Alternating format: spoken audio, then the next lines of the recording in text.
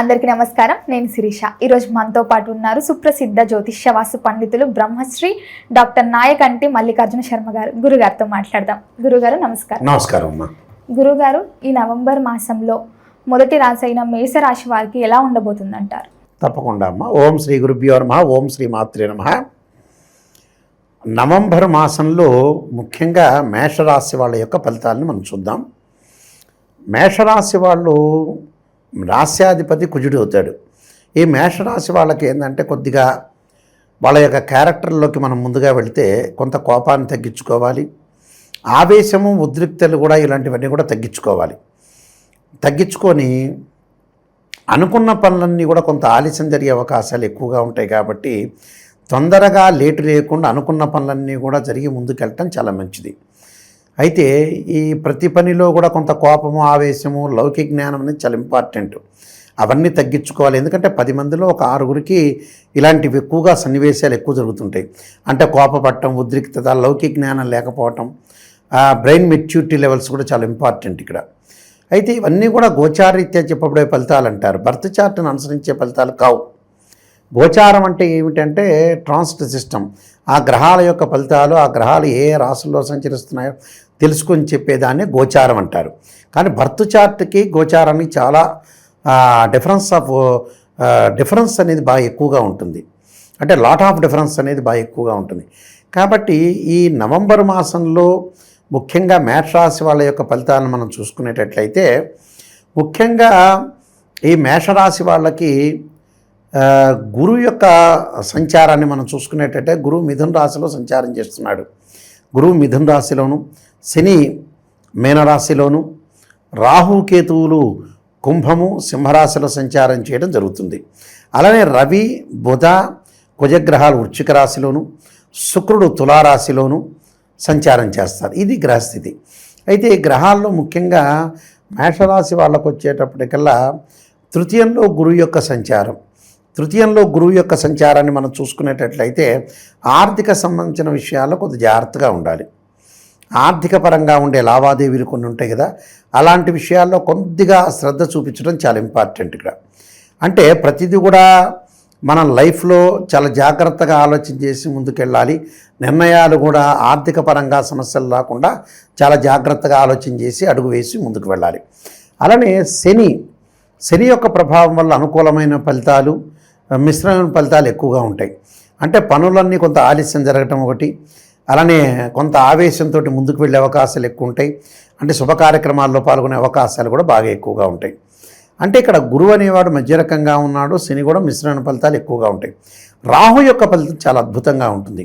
లాభంలో రాహు ఉండటం వల్ల విదేశాలకు వెళ్ళటం, విదేశాల్లో పెట్టుబడులు పెట్టడం ఒకటి, అలానే అనుకున్న నిర్ణయాలు త్వరగా పూర్తి చేసే అవకాశాలు ఎక్కువ ఉండటం, ప్రతి పనిలో కూడా కొంత విజయం సాధించే అవకాశాలు ఎక్కువగా ఉంటాయి. అలానే కేతువు యొక్క బలం వలన కేతువు ఎలా ఉన్నాడంటే కేతు సింహరాశిలో సంచారం చేస్తున్నాడు. కాబట్టి మేషం, వృషభం, మిథునం, కర్కాటకం, సింహం పంచమ స్థానంలో కేతు ఉన్నాడు. అంటే సంతానం గురించి కొంత ఆందోళన జరగటం ఒకటి, సంతానపరంగా వృద్ధి చెందట్లేదని, సంతానం లేని వ్యక్తులకు కూడా ఇన్ఫెర్టిలిటీ ఇష్యూస్ అంటారు, సంతానం లేని వాళ్ళకు కూడా సంతానం లేకపోయిందని ఆలోచన బాగా ఎక్కువగా జరిగే అవకాశాలు ఎక్కువగా ఉంటాయి. కాబట్టి ఇక్కడ శుక్రబలానికి మనం వస్తే మేషరాశి వాళ్ళకు వచ్చేటప్పటికల్లా తులారాశిలో శుక్రుడు యొక్క సంచారం, సప్తమంలో శుక్రుడు ఉండటం వల్ల వివాహాలకు సంబంధించిన కొంత ఆలస్యం జరిగే అవకాశాలు ఎక్కువ ఉంటాయి. శుభకార్యక్రమాలు నిర్వహణ చేస్తున్నా కొన్ని ఆలస్యం జరిగే అవకాశాలు ఎక్కువ ఉంటాయి. అలానే అష్టమ స్థానంలో రవి, బుధ, కుజుడు యొక్క సంచారం వల్ల అనుకున్న ప్రయత్నాలు కొంత లేటుగా జరిగినా సక్సెస్ జరిగే అవకాశాలు ఎక్కువ ఉంటాయి. దూర ప్రయాణాలు చేయటం, కొంత వృధా ఖర్చులు కాకుండా చూసుకోవాలి. డబ్బు పరంగా కూడా కొంత జాగ్రత్తగా ఉండి ముందుకెళ్ళటం ఇంపార్టెంట్. అంటే ప్రతి పనిలో కూడా వాళ్ళు విజయం సాధించాలని కోరుకుంటారు, కానీ ఆలస్యం జరుగుతుంది. ఆలస్యం జరిగిన తర్వాత కూడా ఆ పని సక్సెస్ అయ్యే అవకాశం ఎక్కువగా ఉంటుంది. అంటే వాళ్ళ లోపాన్ని వాళ్ళు సవరణ చేసుకొని ముందుకెళ్తే లైఫ్ అనేది ముందుకు వెళ్ళే అవకాశాలు ఎక్కువగా ఉంటాయి. అంటే నిర్ణయం తీసుకోవటంలో చాలా జాగ్రత్తగా ఆచితూచి అడుగు వేసి నిర్ణయం తీసుకోవాలి, లేకపోతే ఇబ్బందులు గురయ్యే అవకాశాలు ఎక్కువ ఉంటాయి. ఇబ్బందులు గురి కాకుండానే చాలా జాగ్రత్తగా ఆలోచన చేసి ముందుకు వెళ్తే ఒక మంచి నిర్ణయాలు తీసుకోవచ్చు. వివాహాది శుభ కార్యక్రమాలు కొంత ఆలస్యం జరిగే అవకాశాలు ఉంటాయి. ఆందోళన చెందాల్సిన పని లేదు. అయితే ఈ సంతానం గురించి కొంత ఆందోళన పడుతూ ఉంటారు. సంతాన పరంగా కూడా ఇబ్బందులు లేకుండా చూసుకోవాలి. ఇన్ఫెర్టిలిటీ ఇష్యూస్ ఉన్న వ్యక్తులకి కొద్దిగా అంటే సంతానం లేదు అనే వ్యక్తులు కూడా కొంత ఆందోళన చెందే అవకాశాలు ఎక్కువగా ఉంటాయి. అంటే ఇవన్నీ కూడా చాలా జాగ్రత్తగా ఆలోచన చేసి కొన్ని ప్రత్యేకంగా కొన్ని రెమెడీస్ చేసుకొని ముందుకెళ్ళటం మంచిది. శని మేషరాశి వాళ్ళకి వక్రస్థితిలో ఉన్నాడు. ఈ వక్రస్థితిలో ఉంటే అనేక లాభాలు కలిగే అవకాశాలు ఎక్కువ ఉంటాయి. అంటే మెయిన్ ముఖ్యంగా మేషరాశి వాళ్ళకి బాగున్న గ్రహాలు ఏంటంటే శని వక్రస్థితిలో ఉండటం వల్ల అనుకూలంగా ఉంటుంది. రాహు యొక్క బలం ఉంటుంది. శుక్రుడు మధ్యరకంగా ఉంటాడు. రవి అనుకూలంగా ఉంటాడు. బుధుడు కూడా వ్యాపార విస్తరణ అష్టమ స్థానంలో ఉండటం వల్ల బుధుడు కూడా వ్యాపార విస్తరణ జరిగే అవకాశాలు ఎక్కువ ఉంటాయి. అంటే బుధుడు మధ్య రకమైన ఫలితాన్ని ఎక్కువగా ఇచ్చాడు ఇక్కడ. అందువల్ల ఇక రవి బుధుడు అష్టమ స్థానంలో ఉంటాడు. కుజుడు కూడా ఈ మూడు కూడా మిశ్రమైన ఫలితాలు ఎక్కువ ఉంటాయి. అంటే శని రాహు చాలా అద్భుతంగా ఉంటాడు. గురువు మిశ్రమైన ఫలితాన్ని ఎక్కువ ఇస్తాడు. అంటే శని వల్ల ధనధాన్య వృద్ధి కలిగే అవకాశాలు ఎక్కువ ఉంటాయి. డెవలప్మెంట్ ఎక్కువగా ఉంటుంది. కానీ ఆరోగ్యం పట్ల కొంత శ్రద్ధ పెట్టడం అనేది చాలా ఇంపార్టెంట్.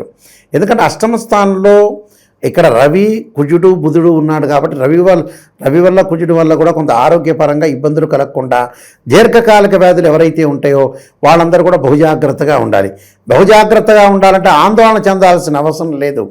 దానికి కొంచెం ప్రికాషన్స్ తీసుకోవాలి. భగవంతుడి యొక్క అనుగ్రహాన్ని సాధించాలి. ప్రతి పనిలో కూడా కొంత విజయం సాధించాలంటే కొంత ఆటుపోట్లని ఉంటాయి. ఆటుపోట్లకి తట్టుకొని ముందుకు వెళ్ళటం అనేది చాలా ఇంపార్టెంట్. కొన్ని పరిహారాలు చేసుకొని ముందుకెళ్ళాలి. ఈ మేషరాశి వాళ్ళు ఈ నెల మొత్తం ఎలాంటి పరిహారాలు చేసుకోవాలి? ముఖ్యంగా ఎలాంటి పరిహారాలు చేసుకోవాలంటే గురువు యొక్క అనుకూలత సాధించడాన్ని ఫైనాన్షియల్ పరంగా యక్షాయ కుబేరాయ వైశ్రవణాయ ధనధాన్యాధిపతే ధనం ధాన్యం సమృద్ధిమే దేహిమే దాపైస్వ అనే మంత్రాన్ని చదువుకోవాలి. అలానే దేవానాంచ ఋషీనాంచ గురుకాంచన సన్నిభం బుద్ధిమతం త్రిలోకేశం తమ నమామి బృహస్పతి అనే మంత్రాన్ని కూడా చక్కగా చదువుకోవాలి. అంటే గురు యొక్క అనుకూలతను సాధించడానికి దత్తాత్రేయ స్వామి పాలనం దత్త కవచాన్ని చదువుకోవాలి.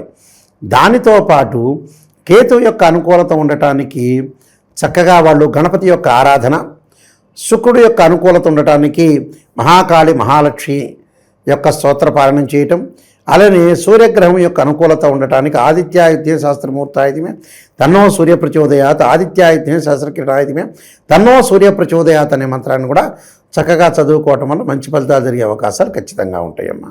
గురుగారు, మొత్తం మీద ఈ నవంబర్ మాసంలో మేషరాశి వారికి ఎలా ఉండబోతుంది, ఎలాంటి పరిహారాలు చేయాలో తెలియజేసినందుకు ధన్యవాదాలు.